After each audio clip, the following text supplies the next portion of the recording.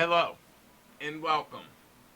I am the author of the YouTube channel, The Action Bible 2, Yahtzee at Yahtzee Poker, and the Handicap Trucker.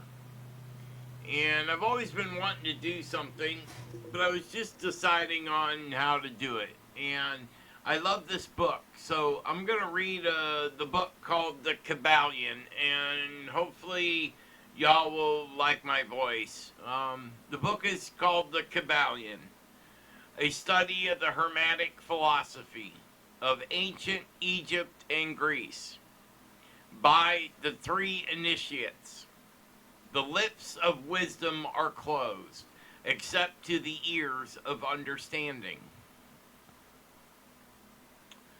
Contents, Introduction, Chapter 1, The Hermetic Philosophy, Chapter 2, The 7 Hermetic Principles, Chapter 3, Mental Transmutation, Chapter 4, The All, Chapter 5, The Mental Universe, Chapter 6, The Divine Paradox, Chapter 7, The All in All, Chapter 8, The Planes of Correspondence, Chapter 9, Vibration, Chapter 10, Polarity, 11, Rhythm, 12, Causation, 13, Gender, 14, Mental Gender, 15, Hermetic Axioms.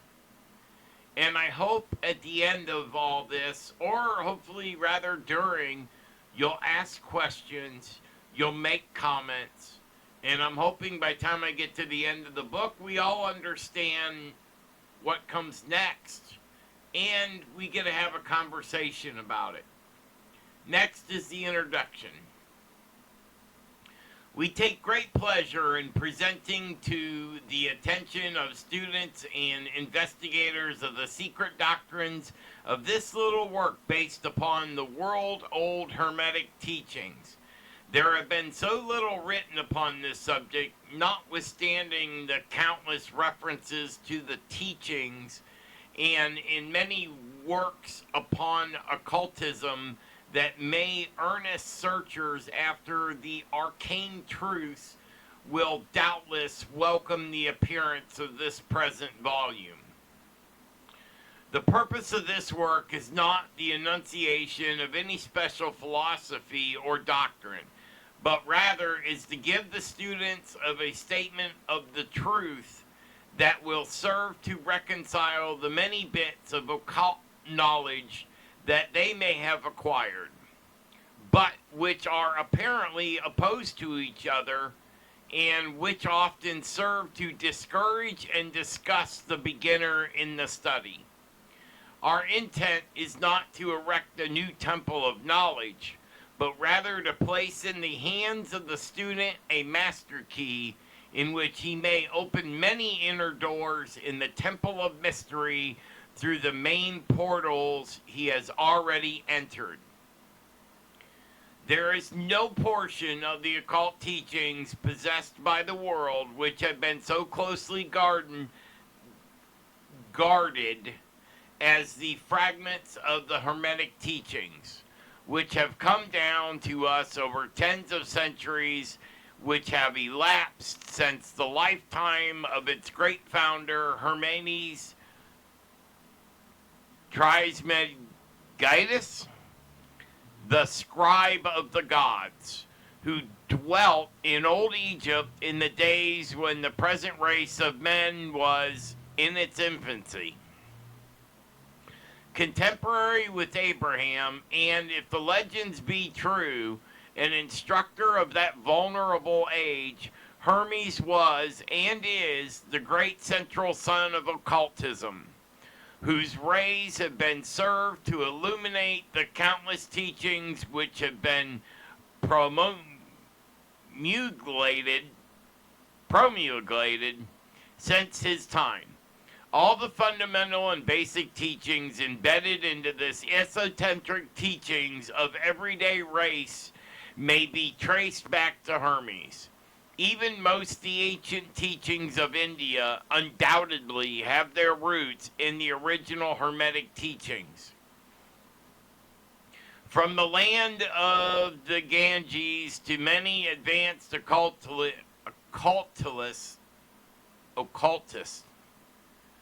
wandered to the land of Egypt and sat at the feet of the master. From him they obtained the master key, which is explained and reconciled in their divergent views, and thus the secret doctrine was firmly established. From other lands also came the learned ones, all whom regarded Hermes as the master of masters, and his influence was so great that in spite of the many wanderings from the path on the part of the centuries of teachers in these different lands, there may still be found a certain basic resemblance and correspondence which underlies the many and often quite divergent theories entertained and taught by occultists of these different lands today. The student of the comparative religions will be able to perceive the influence of the Hermetic teachings in every religion worthy of the name, now known to man, whether it be a dead religion or a full vigor in our own times. There is always certain correspondence in the spite of the contradictory features, and the Hermetic teachings act as the great reconciler. The life work of Hermes seems to have been the direction of the planning of the great seed truth, which has grown and blossomed in so many strange forms, rather than to establish a school of philosophy which would dominate the world's thought. But, nevertheless, the original truths taught by him have been kept intact in their original purity by a few men each age who, refusing great numbers of half-developed students and followers, followed the Hermetic custom and reserved their truth for the few who were ready to comprehend and master it. From lip to ear, the truth has been handed down among the few. There have always been the few initiates in each generation in the various lands of earth who kept alive the sacred flame of the Hermetic teachings, and such have always been willing to use their lamps to relight the lesser lamps of the outside world. When the light of truth grows dim and clouded by reason of neglect, and when the wicks became clogged with the foreign matter, there were always a few to tend faithfully the altar of truth, upon which was kept alight the perpetual lamp of wisdom.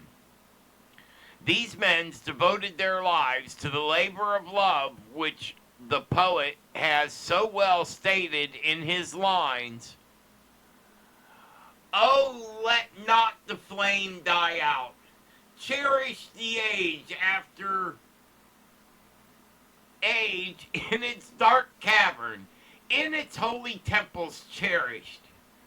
Fed by pure ministers of love, let not the flame die out." These men have never sought the popular approval, nor numbers of followers. They are indifferent to these things, for they know how few there are in each generation who are ready for the truth, and who would recognize it if it were presented to them. They reserve the strong meat for men, while others furnish in the milk for babes. They reserve their pearls of wisdom for the few elect who recognize their value and who would wear them in their crowns, instead of casting them before the materialistic vulgar swine who would trample them in the mud and mix them in with their disgusting mental food. But still, these men have never forgotten or overlooked the original teachings of Hermes regarding the passing on of the world words of truth to those ready to receive it. Which teachings is stated in the Kybalion as follows. Where fall the footsteps of the Master, the ears of those ready for his teachings open wide.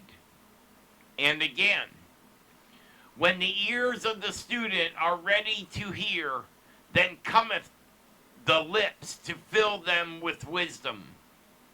But their customary attitude has always been strictly in accordance with other Hermetic aphorisms, and also in the Kybalion. The lips of the wisdom are closed, except to the ears of the understanding.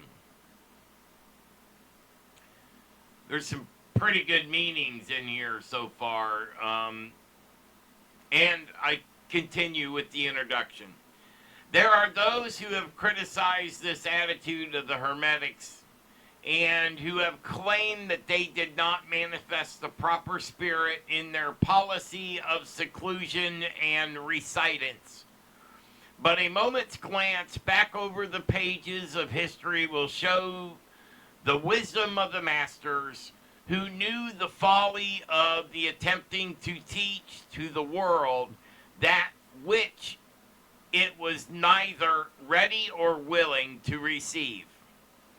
The Hermetics, who have never sought to be martyrs and have instead sat silently aside with that pitying smile on their closed lips, while the heathen raged noisily about them in their customary amusement of putting to death the torture the honest but misguided enthusiast who imagined that they could force upon a race of barbarians the truth capable of being understood only by the elect who have advanced along the path. And in spirit of persecution has not yet died out in the land, there are certain Hermetic teachings which, if publicly promulgated, would bring down upon the teachers a great cry of scorn and revilement from the multitude, who would again raise the cry, "Crucify, crucify." In this little work, we have endeavored to give you the idea of the fundamental teachings of the Kybalion, striving to give you the working principles, leaving you to apply them yourselves rather than to attempt to work out the teachings in detail.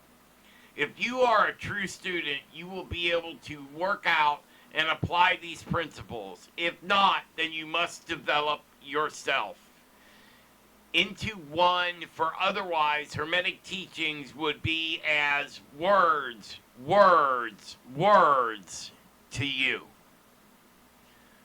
That was written by the 3 initiates.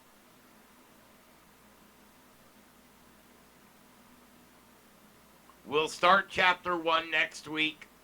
I'll read 1 chapter a week, and hopefully you and I can come to have a conversation, and I will keep this up until they shut my channel down because they do not want this out.